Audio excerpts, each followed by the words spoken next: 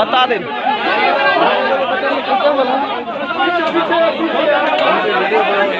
ये सिंध हाउस के अंदर दाखिल हुए हैं और इन्होंने सिंध हाउस का गेट तोड़ दिया है, ये पीटीआई वाले।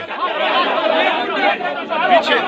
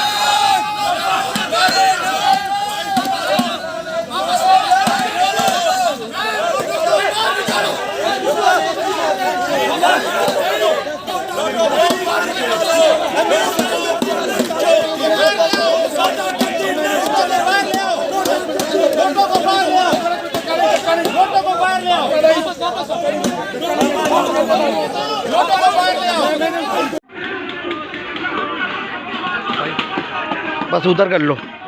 हाँ आप जाओ। हाँ ये ले जाओ, ले जाओ।